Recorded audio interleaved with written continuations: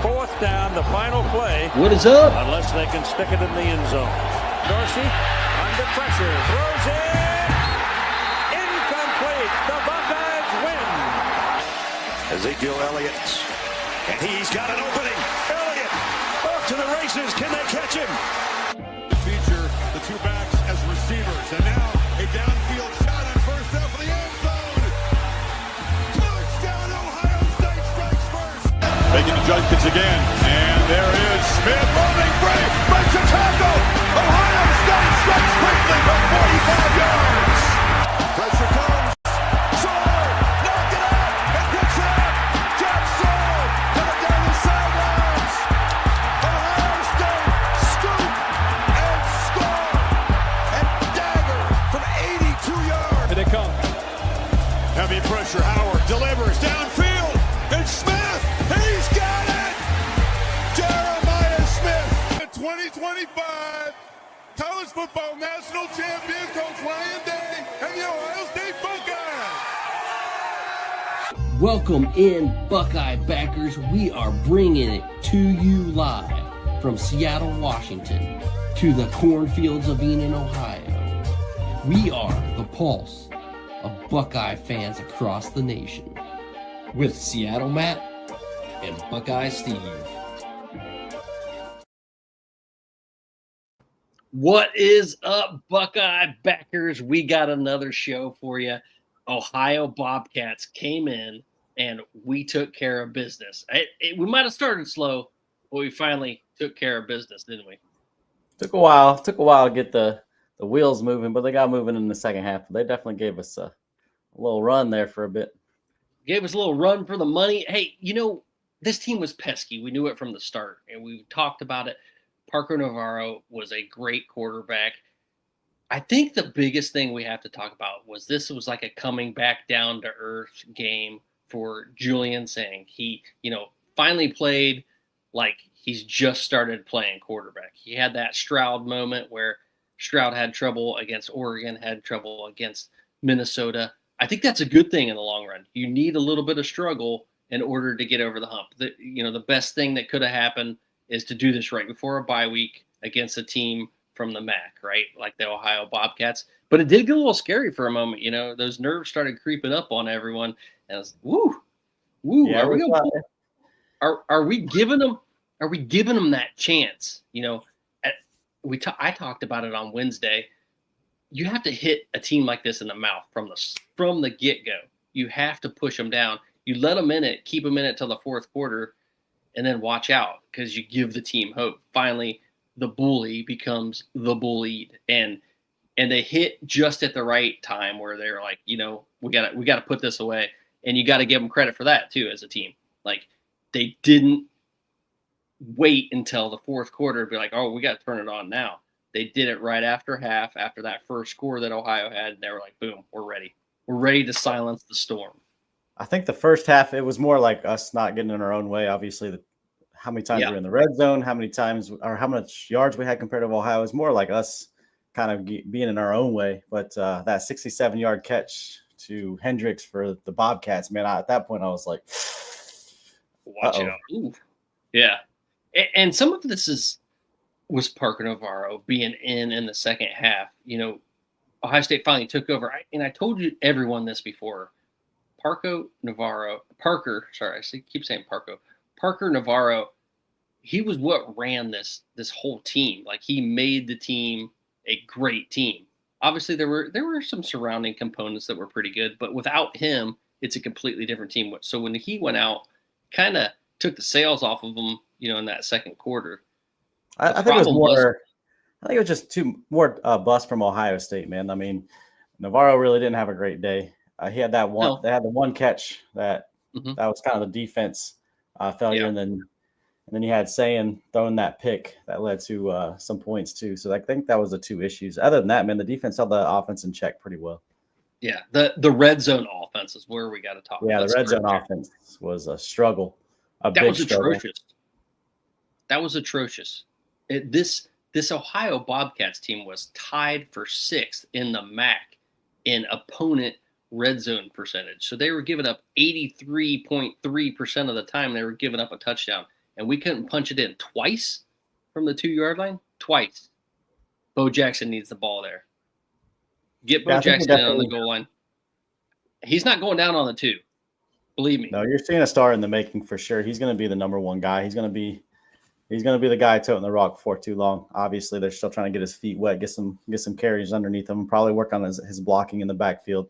But that guy, he's a future star at running back. He's different. He's just different. I saw that from spring. You know, I reposted some things, and I was like, "Whoa, dude! I got to go back and look at what I said about him early on, because I've been on him for a while. I'm like, dude needs more carries. I didn't know it was going to be he needs to be running back number 1, but I knew he was dynamite. He was second level. I was like, man, I can't wait for the years to come with Bo Jackson, because watch out, man. He's just got it. You watch him falling forward every single time. You watch him make all the cuts that he needs to. He reads the ball. He's instinctual. And he's not going out of bounds. Like, he's a beast. And the best part about it was when he got that long run. How many yards was it? It was a 67. 67. 67-yard run. Huh?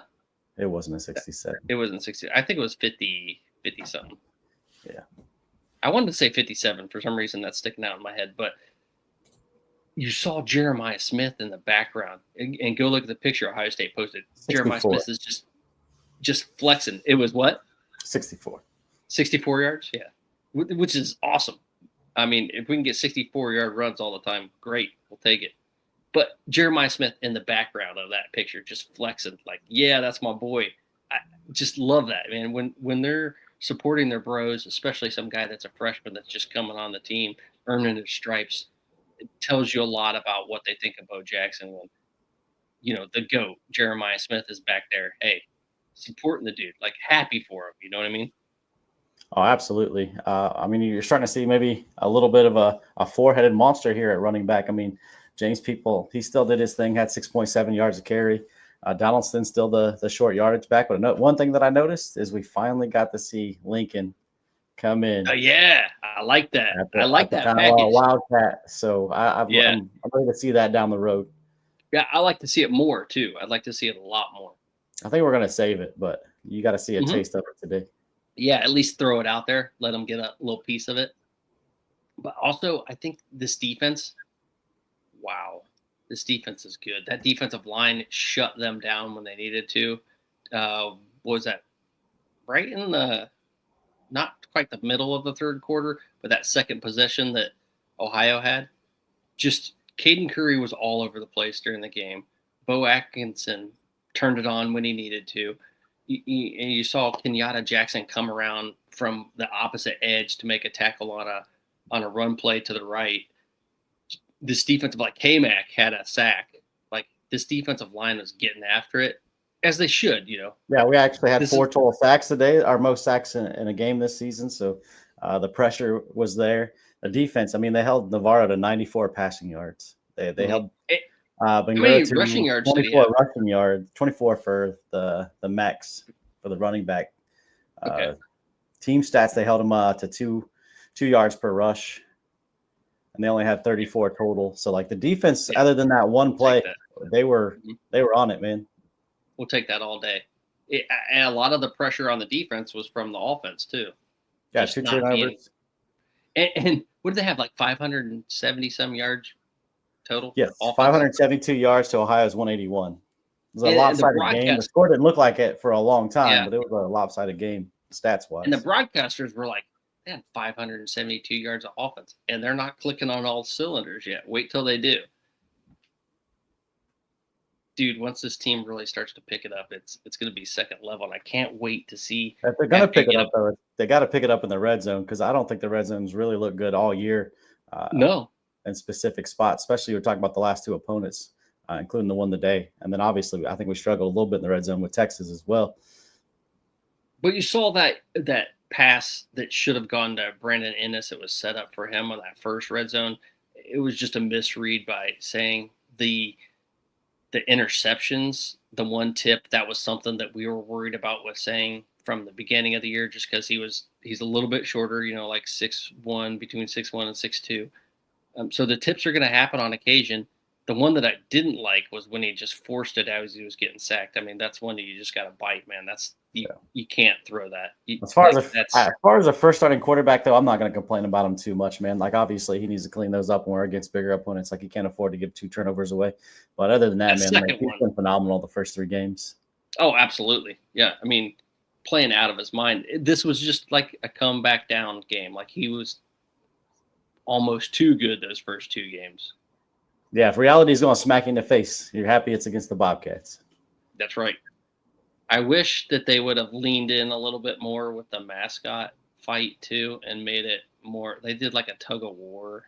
Like, come on, dude. Like, let them at least give them those balls that they run into each other, with those blow up balls, and run full speed into each other. Dude, if you're trying to get some like attention, if you want some viewership, have those 2 duke it out with those bouncy balls. I don't even know what they're called. Those banger balls. That's what I'm gonna call them, banger balls. Banger balls. Huh? But anyway, you need to be using those, and the mascots need to be in. That would have been fun to see. I would have watched it. I would have reposted that. I would have loved to see it. So, and then Jeremiah Smith, man, he had himself a day, man. Yeah. Seemed like he couldn't really. I felt like good going in the first half, and I guess nobody really did. But in the second half, man, he really turned it on. 9 receptions, 153 yards, 17 average, 47 long in that TD. And then, of course, he ran one in towards the end of the game as well. Yeah, that was nice to see him get the 12 targets. I count down every time on every game on Twitter, X, whatever you want to call it. I guess I should start calling it X. It's been long enough. On X, I count down the 12 targets every single game. This is the first time since I started doing it last year that he's actually reached the 12 targets. I almost bumped it up to 15. I was like, you know what, executive decision, I want it to be 15. Once he got to 11, and then I was like, all right, the game's over. I'm satisfied with 12. I'll take it. 12 with 2 touchdowns. Had how many yards receiving? He had 153. 153. What was his average, too? 17, yeah. Because he had a lot of short passes in the beginning of the game. He did. And then Tate also and he seemed to be frustrated. Mark. Tate broke the 100-yard mark. Yeah, that makes sense. Tate's man, turn it on. He's been pretty electric. Yes, he's been a little bit more shifty this year. I've always kind of seen him as a possession guy, but I've seen a little bit more, got a little more will movement. I think it was just we're seeing him more. I know he got a little bit faster, but I think it's just he's getting the ball more. He was kind of overshadowed by some of the other guys, and once you get the time, that's the thing about Brandon Ennis too. Is like once you get the targets and you get in the flow, you can really show what you got. And I think that's kind of the problem with Ennis back there receiving punts too. He's going to flash like you saw that one big return he had. Yeah, the 28 and that's what we've. Return. I think that's what the coaches have seen in practice. That's kind of what I've seen when I've been at practice is that he's fast, dude. He's electric. He's got to get that moment where he can break loose. He's trying to do too much, maybe. Yeah, maybe. So just hitting that seam and getting upfield. And I think some of the tight end play that we've been throwing the tight ends quite a bit, and I think that's taken away some of the targets that might have naturally gone to the slot last year. It was nice to see, Max Clare get his first touchdown as a Buckeye too. So we all thought he was going to be pretty electric from the start of the season, and just it was going to be a complete mismatch. So we haven't seen enough targets his way. I don't know if they're saving some stuff in their passing scheme for later on when they really need it, or what's going on. But we got the bye week to prepare for Washington. That is going to be a huge game. It's a huge road game, and then you got probably arguably the best running back in the Big Ten, and Jonah Coleman, man, like that. Yep. That's going to be a fun matchup. Our run defense has been really good so far this year, and they're a run team, man. They lean on Coleman a lot. It's going to be fun to see our linebackers, our defense, even Downs on Coleman. That's going to be a fun watch. It was nice to see Downs today come up for a stick too, because we haven't seen that as much this season. Him just coming up and run support and knocking a running back. Really nice to see that because he kind of got burnt that one time taking an angle when it was Parker Navarro kind of got that. I think it was like 11, 13-yard run. Yeah. And that was in the third quarter as well, right before that big pass. So it was nice to see him come up and make the stick. No one's ever worried about Downs. He's going to come through, and he always does. Oh yeah, he's always going to do his thing. Usually in the biggest games too, he just all of a sudden plays electric. Still with us? Yeah, got a little skip there, didn't we? I was like, is he gone? Is he coming back? What's happening? That was my son turning on his whatever he's watching on YouTube, probably. That was your red zone glitch. That was my red zone glitch. Yeah, we got to figure that out. Like, I think going back to that red zone, Bo Jackson needs to be in there in the red zone every single time. That's my perception. And you made the comment earlier. Yeah, why not have C.J. Donaldson in there? They should both be in there. Do a little split back. One of them's blocking for the other one. Or with all the tight ends we have the capability to have a tight end playing that like H-back position. Oh, they have. They actually been using that quite a bit this year. So they need to do it more in the red zone, though. Like they had that. I think it was last week where they had four tight ends in at one time in the red zone. Don't know why they didn't do it this week. Yeah, I'm curious. But they threw a tight end at H-back on one of the short yardage plays. I think maybe you'll start to see a little bit more Lincoln Kindholtz get a little bit more blockers for maybe him to start running if we keep struggling with short yardage running plays too. Definitely be a good idea. I mean, he took a big hit and he was like, yeah, glad to be out here, man. He popped right up and like, got that first down. Love to see it, man, because Kindholtz, Iron Buckeye, man. Iron Buckeye. He deserves everything he's got. He's almost like a team captain out there too, because he runs out at the beginning with the team. Like he's a leader on the team, and he deserves his chance. He's got to show what he can get. Obviously, Julian is the quarterback, and he's going to be the quarterback all year. But love to see Kindholtz get his package plays. You know, anytime I can see him, I'm gonna be pretty happy that he gets in the game. Yeah, I think if we continue with that short yardage struggle, man, I think that's going to be one of the plays you're going to see him trot out there. Yeah, put that wildcat out. And you know what's interesting about it is every time he comes out, they're going to be creeping up because they know it's going to be a run. And he has the arm. I mean, he's still a good quarterback. He's going to be able to bomb one deep when they're not when we really need it. Yeah, Claire just maybe screaming a playoff down game. Maybe Penn State, maybe at Washington, maybe at Illinois, when we really need a big play, when the offense isn't humming and they need that short yardage, all of a sudden, boom, Jeremiah Smith gets a ball deep. Or I think Claire, man, just running down the seam. Yep. Yeah. Gets a little block and then fades off and takes off.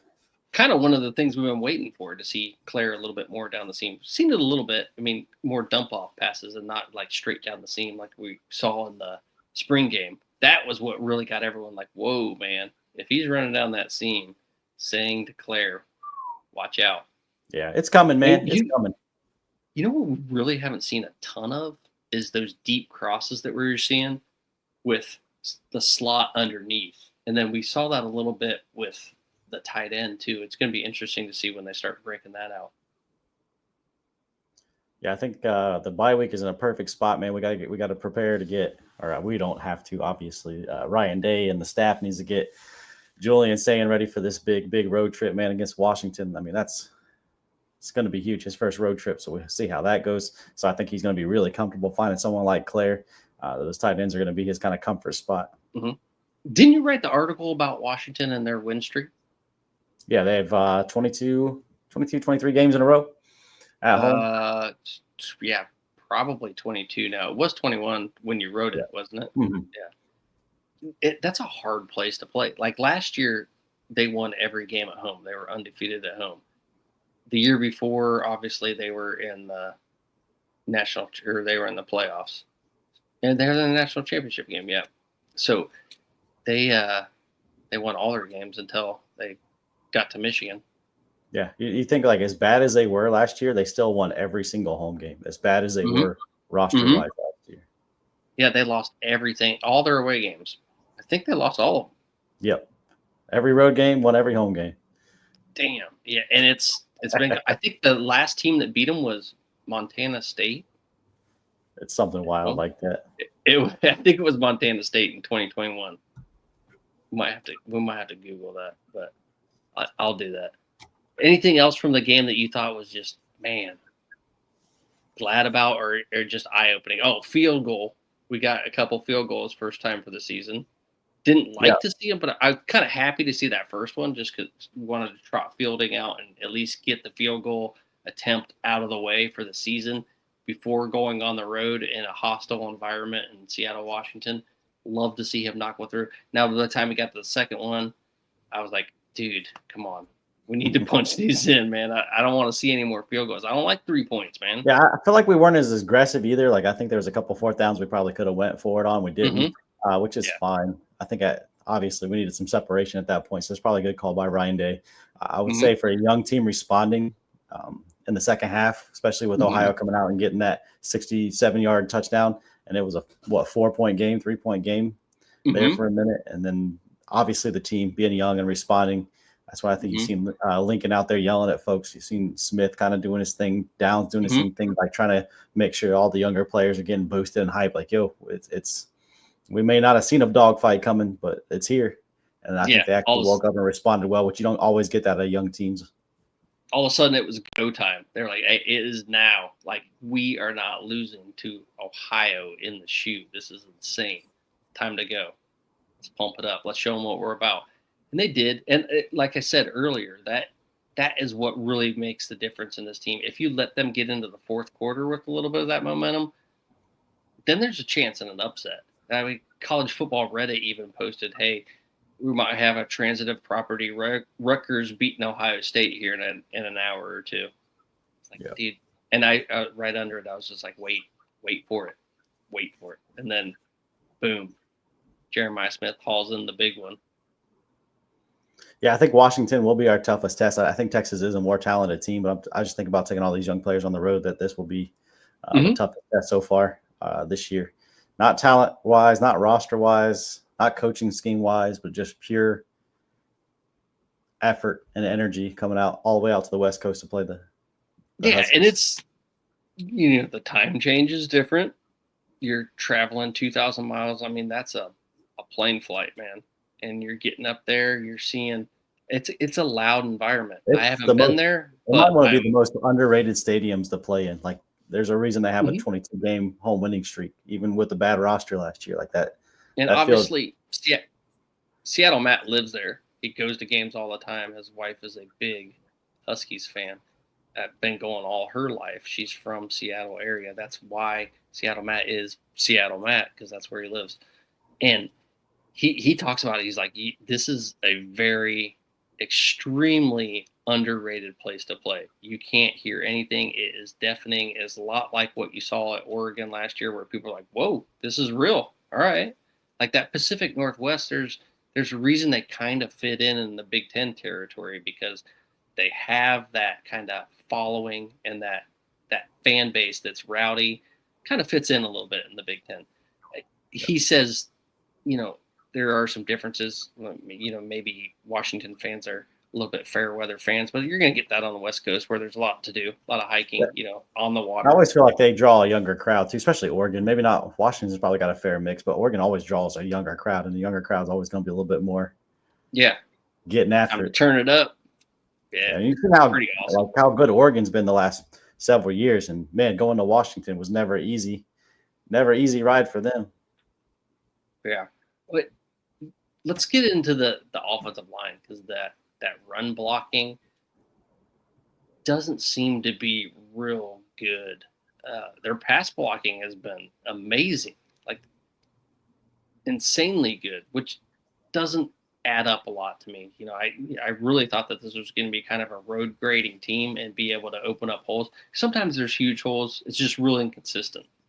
I think it's a very complicated scheme. There's a lot of pulling guards, tackles, tight ends, and I think there's a lot of assignments that are getting missed on the run blocking that you're probably not used to. I think you're used to more of like a zone blocking, or man blocking, where you just, I'm taking this guy and I'm just moving them forward. I think this package we're putting out this year is a little bit more complicated, and I think with the young team, they're still trying to figure out, where to be, what hole they're supposed to be pushing, who's supposed to be layering up to the linebacker. I think you're seeing some small issues like that, where there's a linebacker in the hole that's free, or a safety coming down that's free.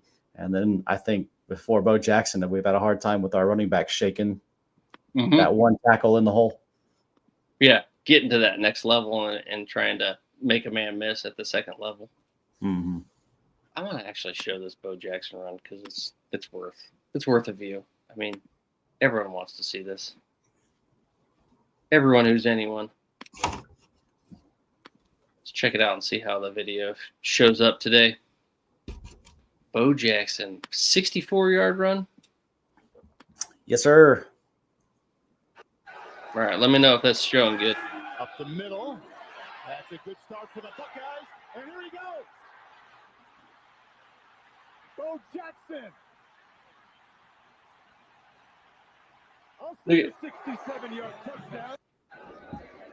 Solid. Check out the line blocking. See, he actually got up to the linebacker, then he made the guy miss. Yep, that's perfect. Yep. But did you see how small of a hole that was? That was not a big hole he hit. He finds the hole. That's what I like about him. He's instinctual. Look at that. Up the middle. It was a tiny crease, just big enough for him to fit through, and that was it. That's one thing I noticed with him. He does not hesitate like he usually is. Correct. He's into the gears a lot faster. I think where you're seeing Peoples is kind of trying to figure out is it time? Is it time? Watch that tackle he breaks by the safety. Whoop. Nope. You're not gonna leg tackle me. You're gonna shoestring tackle me, and you're not gonna. I'm not going out of bounds, man. That's what I love about him, man. He's got that like just second gear, and yeah, I mean, I'm thinking he's gonna be like an Elliott, man. Like as the season goes on, like Elliott and his come out year, you didn't really see a whole lot of him early, and then as the year went on, man, like you just. And then all of a sudden, he is the bell cow. He is not only the bell cow, but the identity of the offense, and he has that capability. Obviously, there's probably some small issues as far as us not being coaches that we don't see, like the blocking in the backfield. That's always a thing that holds freshmen back. Pass pro, fumbles, different things like that. That I think that they're probably gonna have to iron out of his system. I'm sure he's got some issues there in practice. We can't really identify in a game, but you can at times. But I think that's the only thing holding him back, man. Once he gets pass pro down, I think he's the leading horse out of that backfield. Absolutely. Travis Napier. Hey, man, Bo Jackson played himself into the starting role in my mind. I think everyone's mind is right on track with it. The problem is, he is young. He is a freshman. You worry about how he's going to hold up. One, like you just said, in the pass pro, and two, taking care of the football. He almost had that fumble last game against Grambling, got a little bit bitched out on the sideline, but to be expected, it's a learning moment. But he's ready. And like we just saw, he's hitting that hole. He's doing all the things right. He's getting upfield quick. He's not going out of bounds. He's a beast. He's the difference. Yeah, he's got a different burst. He makes his decision quicker. I feel with people sometimes when he's doing that zone blocking down the line where he's trying to figure out which the best hole to hit. Like he's just kind of indecisive at times, and it kind of lacks the play. I mean, instead of being a 5-yard gain, or it might end up being a 2-yard gain. And I think that's where Jackson's different, man. He's like, this is it. Mm-hmm. I'm going in and I'm going full force. Yeah, I don't think he's thinking. I think it's just him. That's just how he reacts. That's what I'm saying. Like he's just reacting. Yeah. He's not. Yep. He's not thinking. He's just going. Yep. And Travis is like, I also blame Fox for the slow start. So many big noon games, I forgot how to play in the dark. I like that. Hey, you know what? They had to wait all day, and they haven't had the time or the opportunity to do that to kind of calm their mind. Like you get a little antsed up, and you probably don't sleep a whole lot the night before because you're like, I'm ready to play. You wake up, you had a dream, you just scored a touchdown. You're like, I'm juiced up, I'm ready to go. Like, oh man, it's like 2 a.m. Gotta get back to bed. It was that, and I think it was just execution, man. Like we were running all over the field, and red zone and execution just struggled in the first half. Yeah, and then 2 turnovers, that doesn't help either. I still think there is, and I think you're onto something there too, which may be something that we gel a little bit more on the offensive line as far as the run game, because it is kind of a complicated scheme and there is a lot of pulling and probably a lot of missed assignments. I'm going to have to go back in and look at the game and focus mainly on the offensive line, especially in the red zone. And tomorrow I'll have more to say on that with the morning after show. And Seattle Matt will be on here joining us. He'll be ready to roll. Yeah, I think they're trying to run in the morning West Coast. Oh, sorry. Go ahead. I think they're trying to run a better scheme for their running backs this year to kind of get them more into an open hole. Last year, it was more like option when it comes to what hole you wanted to hit, because you had two obviously great running backs that had a lot of time on the field, so that you can trust them to kind of make decisions here. I think they're trying to give them a little less options to make a decision, just trying to give them a hole, which puts a lot more on the offensive line, and I think that's where the scheme is different. But I thought with the experience that this offensive line had going through the playoffs last year, you were going to have that nasty attitude, that offensive line where you could rely on there being big holes all the time, especially against a team like Ohio. If we're having trouble in the red zone against Ohio, we're going to have trouble with Penn State. We're going to have trouble with Michigan. We're going to have trouble with. You do got to think, though, like if you're running probably not with UCLA. If you're running a new scheme, though, with a new offensive coordinator, you have a new offensive line coach, you're running a new scheme, it's hard to be nasty when you're not 100% sure where your assignment is when you're pulling or who's supposed to be layering up to the linebacker. And I think once they figure that out, then you'll probably get back to that nastiness you've seen. But I think right now they're still trying to, like, the game's a little fast. It hasn't slowed down for them yet with this scheme. Yeah, for sure. Well, man, just another win. Just another big win for Ohio State. Who do you think is MVP of the defense? Man, I still want to. I want to say Downs. I want to say Downs, but just because he's like the eyes and the ears of the thing. But it's Reeves, not Reeves, Reese. Yeah. Arvell Reese. I was trying to combine the names there for a minute, but yeah, man, he's been the total surprise to me coming out of this. I know we heard about him, everybody knew about him, but like it's because you have that name coming out of spring and coming out of the summer workouts, but he's actually putting it on the field and balling out, man. Like he is everywhere. Yeah, it's one thing to have that, hey, this guy's awesome in spring. He's the spring game standout. It's another thing when you come in and you actually show it after that. You've heard all those spring game warriors that turned to nothing, and yeah, he can get pressure off the edge. He can guard tight ends. He's been pretty good. Spy on the quarterback. Yeah, spy on the quarterback, out in the flats, like you name it. Like he's been everywhere that you need an outside linebacker to be. He has done it all so far. I thought Sonny Styles had a good game too.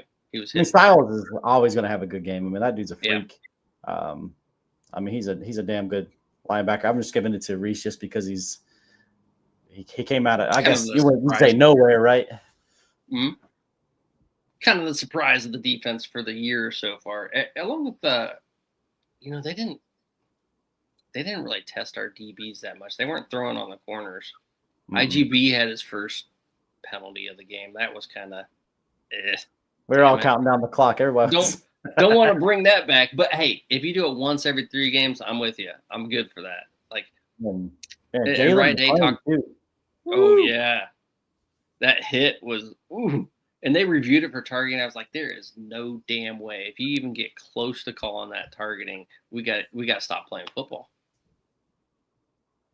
I'm glad, dude. He's a monster back there. Love him. Absolutely love the way he's playing. Caden Curry had a fantastic game. An absolutely fantastic game.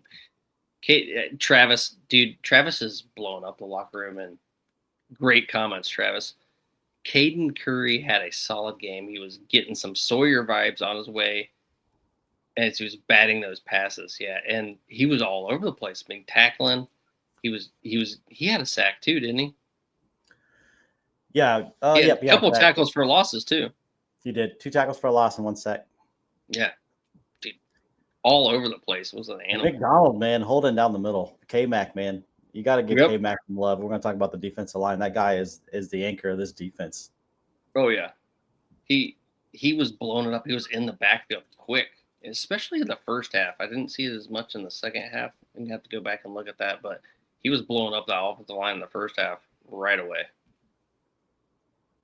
It's fun to have him, man. It's just fun to see him.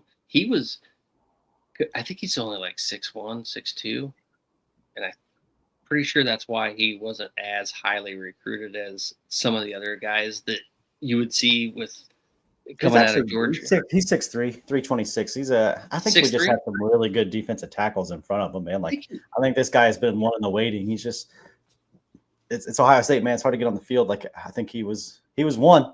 He was one of the guys. Last year, I don't think he had the endurance last year. That was his biggest thing. Endurance. He He came in on the short yardages, and he blew it up too last year. But I think his recruiting, he just didn't get as much because I think he was 6'2" when he was recruited. Maybe he grew an inch. But yeah, you don't necessarily need to be overly tall at D tackle anyway. So I say 6'2", 6'3". You're in the ball field. Yeah, I mean, but there's that prototypical. You want 6'4", 6'5". I feel like it's starting to get a little too much length. Too tall. Need a little bit more bend. Need a little bit more explosive, or yeah, I think more of a DN. You need length when it comes to the tackles, but if you're sizing up the center or the guards, like you're a little bit more power to the ground. For sure. Dude, man, this Ohio State team, if they put everything together on offense, the way this defense is playing, which I think they will, I think that's just a little bit of fine tuning is going to go a long way. It's good to have a game like this, though, to learn. Like we said, going into that bye week, we need to have some stuff to focus on and some coaching moments, really. And this was the best possible experience that we could have for Julian Sang to do what he did. Like, he needed to have a come back down to earth moment and stuff to work on to realize, hey, man, I still got to push myself. And I think he's right there. I think he wants to learn more, and I think he wants to focus on what do I need to do to get better. And he just had 2 games where there wasn't a whole lot to focus on what to do better. Now he's got something. Now he's got some ammunition to go work on. Hey, if we're going to be an excellent team, we got to. Yeah, at some point this season, man. At some point this season, especially where our running game is going, besides Bo, a game is going to be on his shoulders. It's going to be in his hands. Mm-hmm. It's coming at some point. And the more games we can get like this, where he can learn and mm-hmm. grow and not have to pay a price for it, the better. Mm-hmm. And what I really liked was that deep ball. That's kind of been my question with him, that deep ball to Jeremiah Smith on target. Because some of those have been kind of floaters, and it has been okay because we have the receivers to get under those floaters. But that deep ball to Jeremiah Smith was there, man. Let's see him kind of put that one right on the money.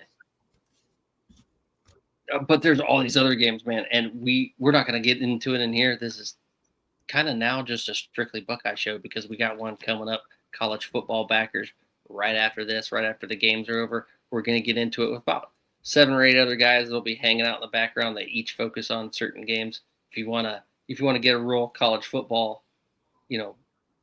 overview, come in and join that because it's gonna be money. It was fun last week. We were a little unstructured because it was our first time doing it with so many guys. So now we got a little bit better plan and it should be more fun.